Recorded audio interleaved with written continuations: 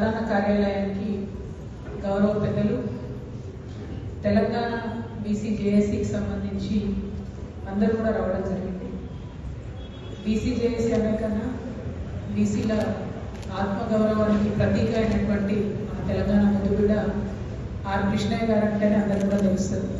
మరి ఆర్ కృష్ణయ్య గారి డైరెక్షన్లో ఏర్పడినటువంటి ఈ జేఏసీలో గౌరవ పెద్దలు మేధావి నారగోని గారు, అట్లానే అన్న పూజ కృష్ణన్న గారు, అట్లానే వేదిక మీద ఉన్నటువంటి మొత్తం బీసీ సంక్షేమ సంఘం నుంచి వచ్చినటువంటి పెద్దలు రామకోటి గారు, మా ఆడబిడ్డలందరికీ కూడా హృదయపూర్వకంగా నమస్కారాలు.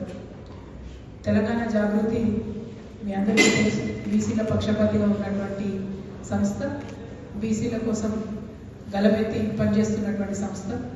మరి వాళ్ళ కేంద్ర రాష్ట్ర ప్రభుత్వాలు కూడా బీసీ బిడ్డలను మభ్యపెట్టే విధంగా 42% రిజర్వేషన్ ఇస్తామని చెప్పి పూటకు ఒక మాట మాట్లాడుతున్నటువంటి ఈ సందర్భంలో దేశంలో అందరూ కూడా ఎదిరించలేనటువంటి పరిస్థితిలో ఉన్నప్పుడు మన తెలంగాణ నుండి ఒక వాయిస్ లేవడం, మన తెలంగాణ నుండి ఆర్ కృష్ణయ్య గారి సారథ్యంలో మరి పోరాట పిడికి వీగడం అన్నది చాలా సంతోషించాల్సిన విషయం. ఖచ్చితంగా రేపు చేపట్టేటటువంటి పనులు ఎక్కడికక్కడ తెలంగాణ వ్యాప్తంగా తెలంగాణ జాగృతి శ్రేణులందరూ కూడా పాల్గొంటామని ఈ సందర్భంగా మేము తెలియజేస్తూ, మరి ప్రధానంగా ఇంకా పెద్ద ఎత్తున పోరాటాలు కూడా బీసీల పక్షాన చేయాల్సినటువంటి అవసరం ఉంది. అల్టిమేట్గా కులగణన జరగాలి. పార్లమెంట్లో బీసీల రిజర్వేషన్ చట్టం పెట్టి రాజ్యాంగ సవరణ ద్వారా మాత్రమే మన హక్కులు కాపాడుకోబడుతుంది అని చెప్పి చాలా బలంగా జాగృతి నమ్ముతున్నది. దానికోసమే అల్టిమేట్ గోల్గా పోరాటం కూడా చేస్తాం.